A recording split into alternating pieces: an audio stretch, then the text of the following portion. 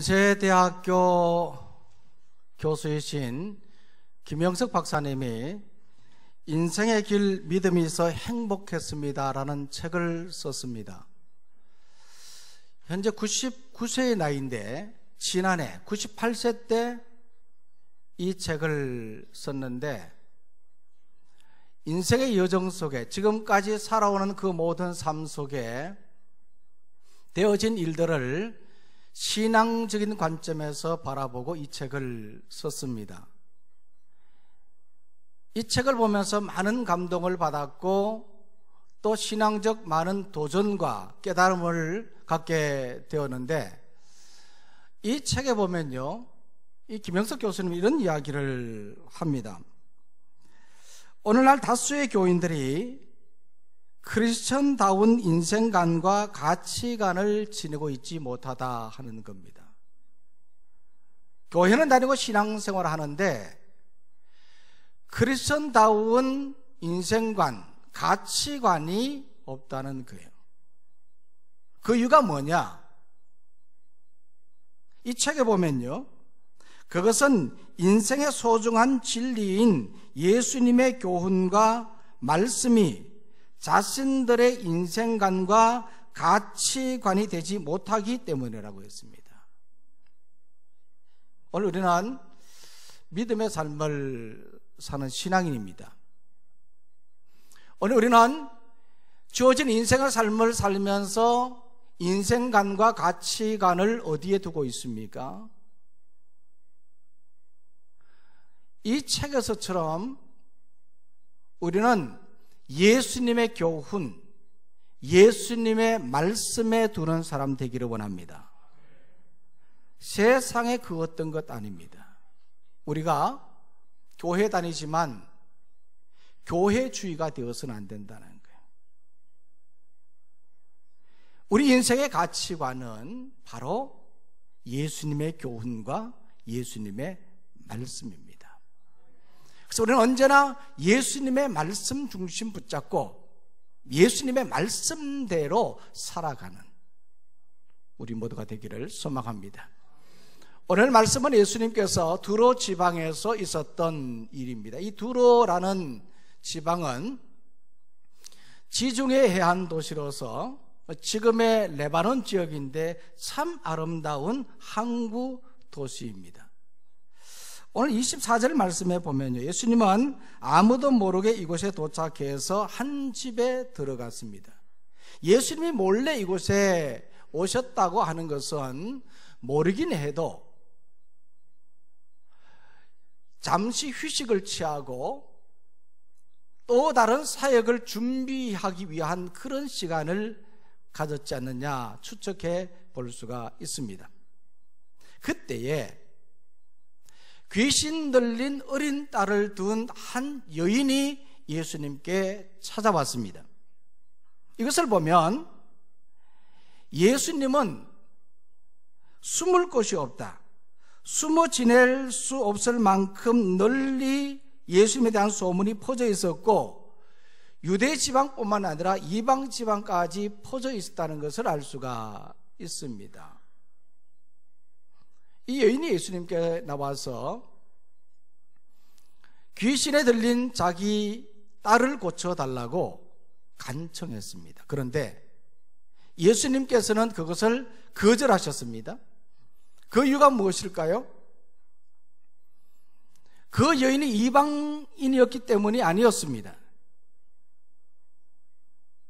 예수님께 유대인처럼 배타적 선민의식을 가졌기 때문도 아닙니다.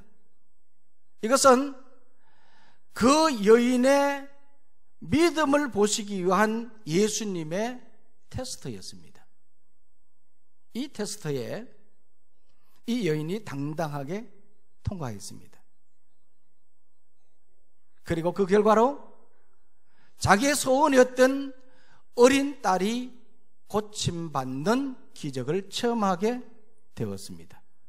이것이 바로 오늘 이 말씀의 내용입니다.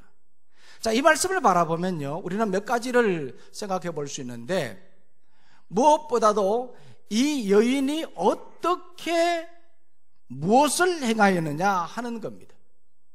무엇을 했느냐? 먼저는요, 소문을 들었습니다. 오늘 읽었던 말씀 25절인데요. 다 같이 읽어보겠습니다. 시작. 이에 더러운 귀신 들린 어린 딸을 둔 한 여자가 예수의 소문을 듣고 곧 와서 그 발 아래에 엎드렸더라.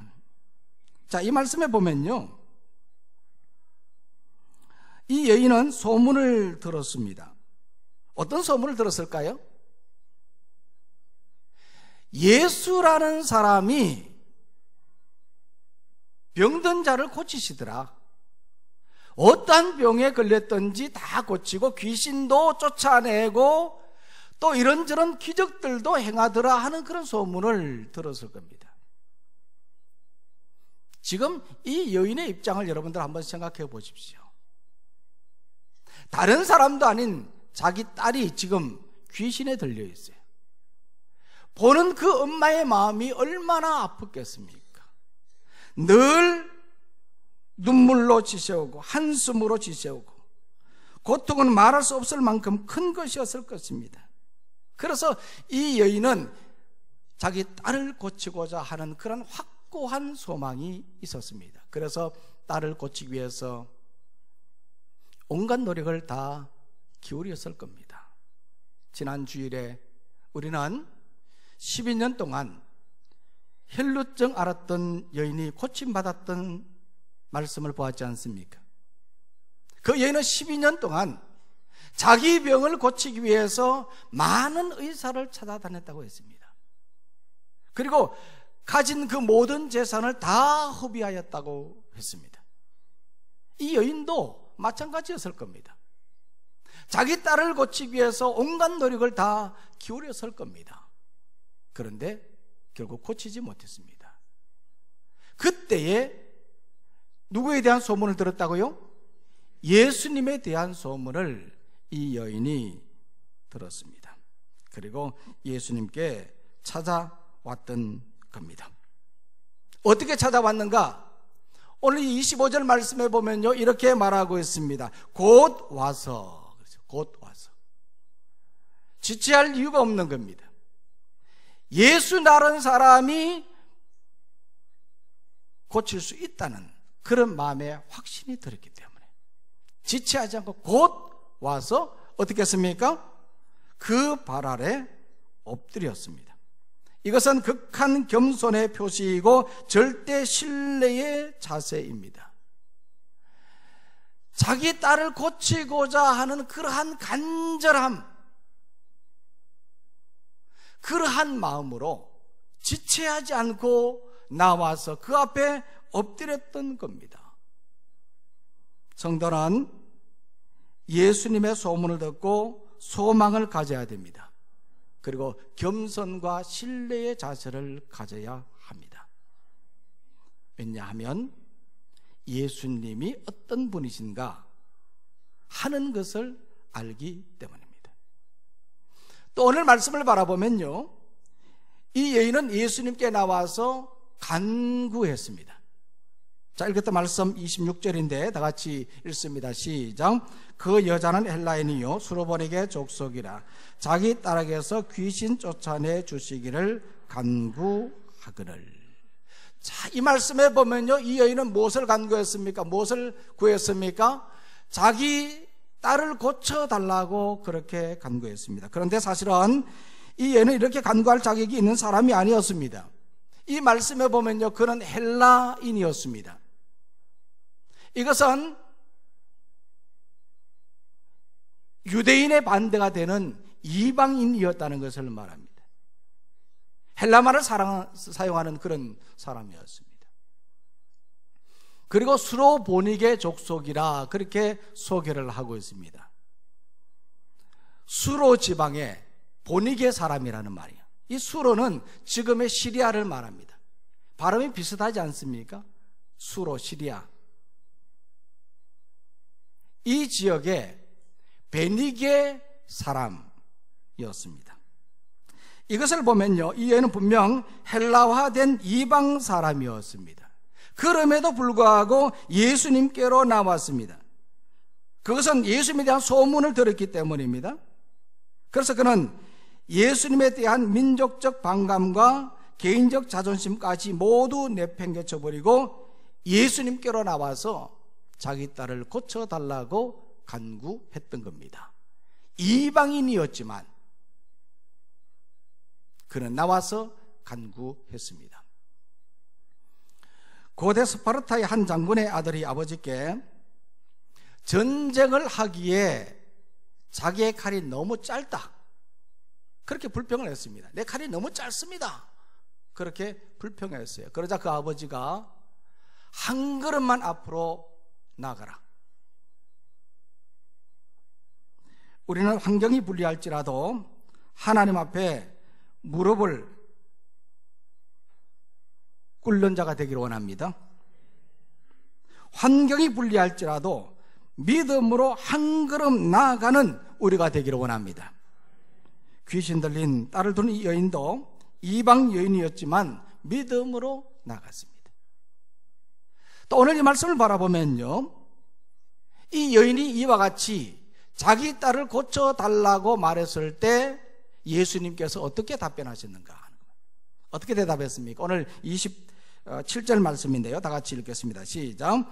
예수께서 이르시되 자녀로 먼저 배불리 먹게 할지니 자녀의 떡을 취하여 개들에게 던짐이 마땅치 아니하니라. 자, 이 말씀에 보면요, 예수님께서는 유대인과 이방인을 구별했습니다. 하나님의 선민인 유대인들을 자녀라고 말하며 이들에게 먼저 배불리 먹게 하셨다, 그렇게 말했고요, 하겠다고 말했고, 그리고 상대적으로 이방인들을 개라고 말하며 그들에게 떡을 던짐이 마땅치 않다고 말했습니다. 이 당시에 개라고 말하는 것은요, 유대인들이 이방인들을 멸시할 때 말하는 말입니다. 이처럼 예수님은요, 유대인과 이방인을 자녀와 개로 대비했습니다.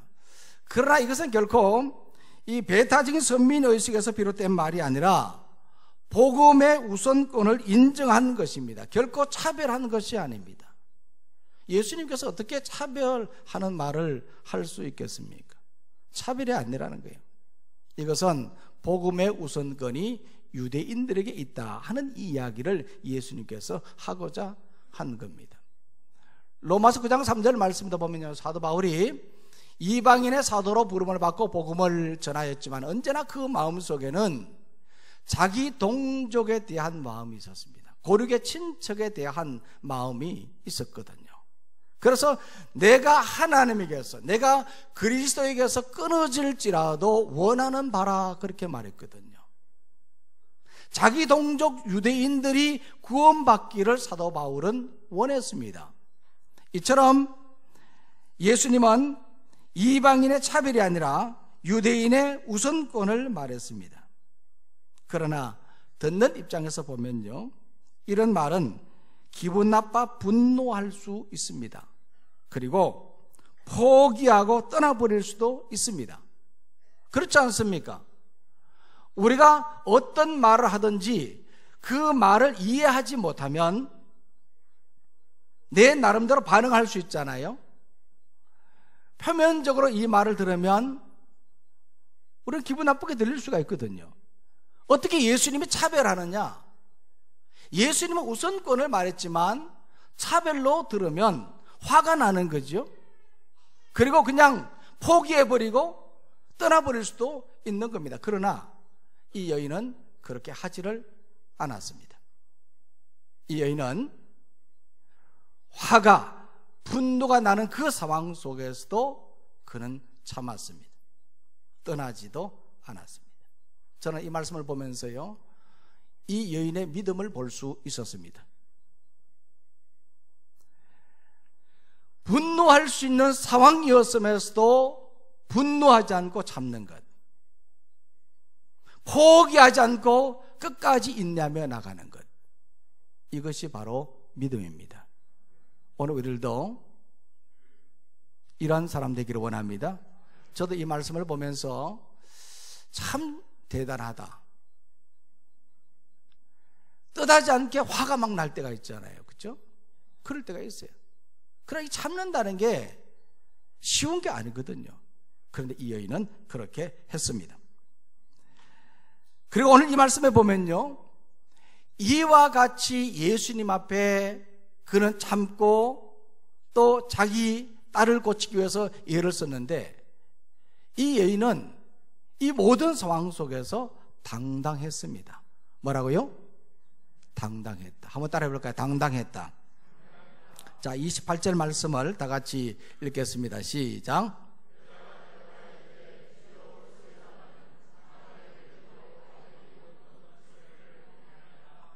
자, 이 말씀을 바라보면요, 여인은 무엇이라고 대답을 했습니까? 자, 이와 같이 예수님께서는 화가 날 정도로 그렇게 말했지만 이 여인은 오히려 주여 그렇게 말했거든요. 이 주여라는 이 말은요, 단순히 상대방에 대한 존경의 정도이지만은 그 이면에는요, 예수님의 절대 주권과 능력을 인정하는 참 신앙의 고백이 담겨져 있는 것입니다. 우리들도 기도할 때 주여 그렇게 부르지 않습니까? 주님 그렇게 부릅니다. 근데 이 주님이라는 이 주자에는요, 한자어로는 주인 주자를 쓰잖아요. 주님이 바로 내 주인이시라는 뜻이거든요. 흔히 우리는 주님 주자라 그렇게 말하기도 하거든요. 모든 것이 다 주님의 것입니다. 그런 뜻으로 주여 그렇게 불렀던 것이죠.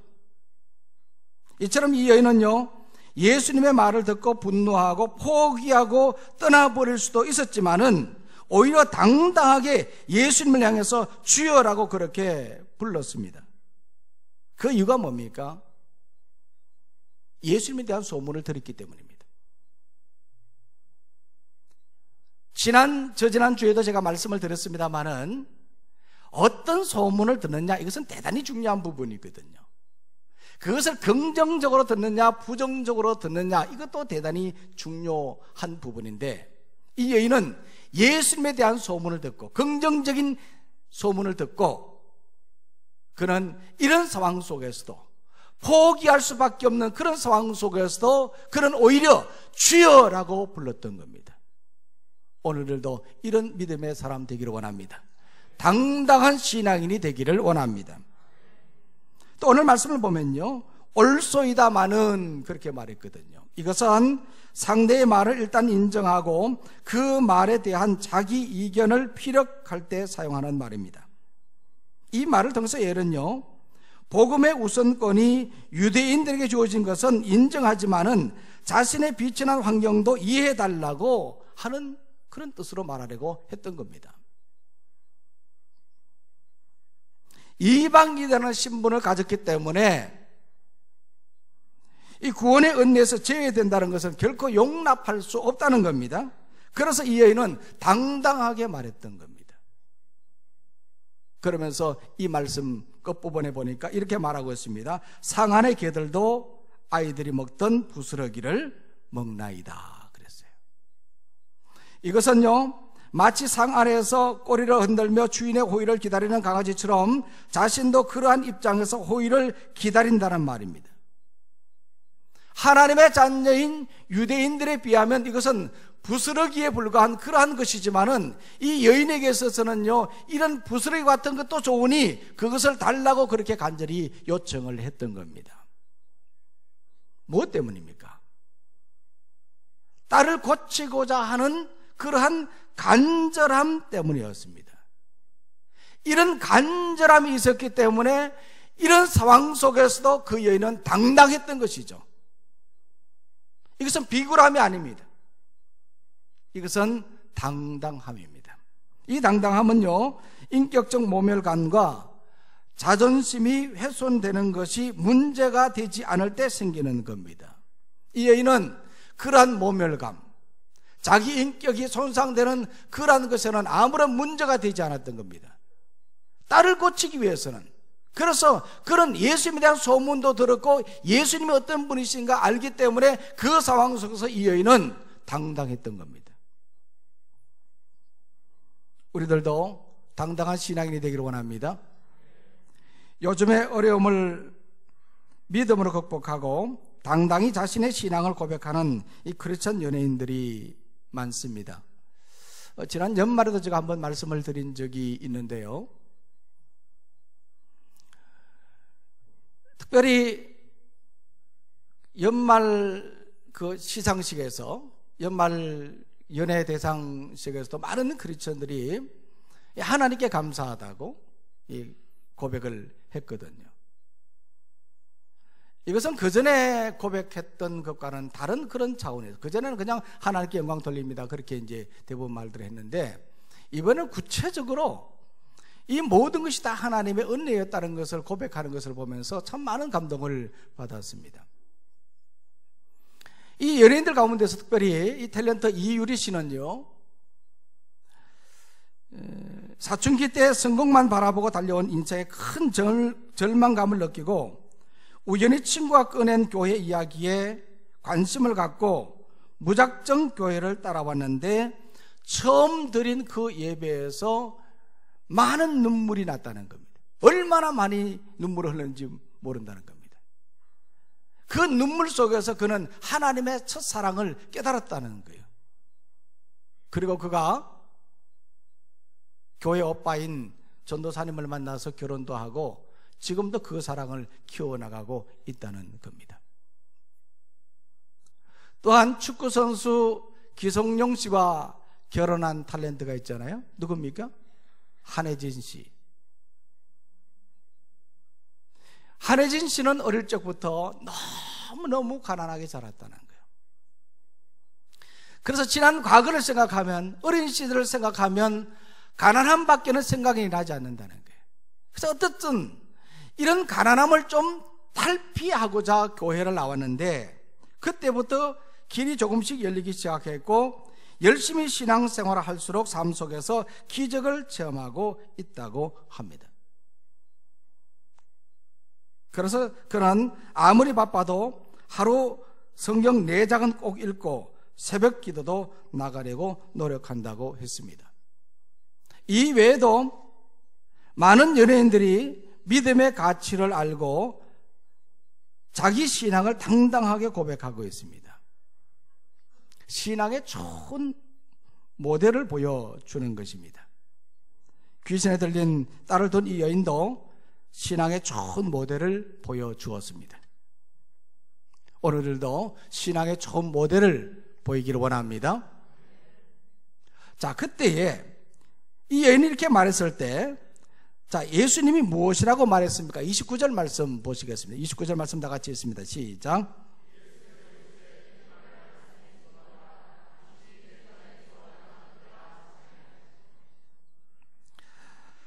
자, 이 말씀에 보면요, 예수님께서는 이 말을 하였으니 그렇게 말하거든요.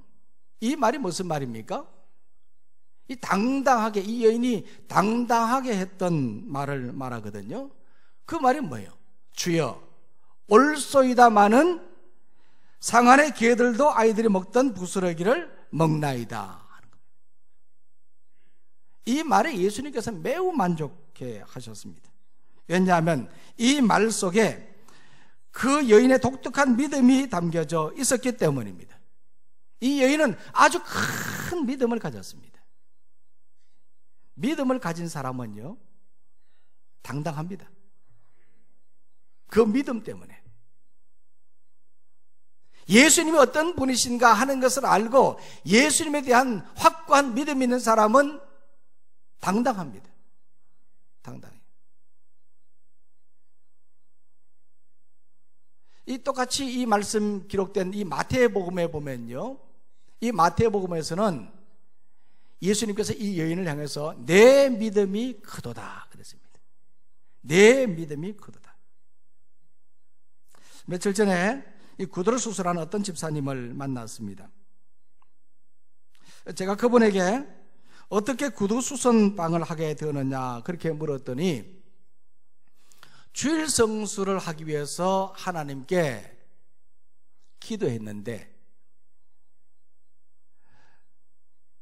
어떤 분을 통해서 허름한 구두방 하나를 운영하지 않겠느냐 그렇게 제안을 받고 가족들이 만료함에도 불구하고 17년 동안 이 일을 하고 있다고 했습니다. 이 일을 하기 전에는요, 그에게는 참 많은 고난의 일들이 있었다고 하는데, 하지만 이 일을 하고부터 주일 성수를 지키며 하나님을 통해서 이런저런 문제들을 해결해 나갈 수 있다는 것이 너무나 감사하다는 겁니다. 특히 하나님을 통해서 문제를 해결해 나갈 수 있는 것이 얼마나 큰 복인지 모른다, 그렇게 말했어요. 얼마나 큰 복인지 모른다. 실제로 그는 결혼 후에 아브라함과 같은 그런 아들을 달라고 하나님 앞에 기도를 했는데, 하나님께서 약속을 주셔서 기다리는데 13번을 유산했다는 겁니다. 놀라지도 않으시네. 13번을 유산을 했는데 14번째 약속의 응답을 받았습니다. 아들을 낳았는데 결혼 7년째입니다. 결혼 7년 만에 아들을 얻었다는 겁니다.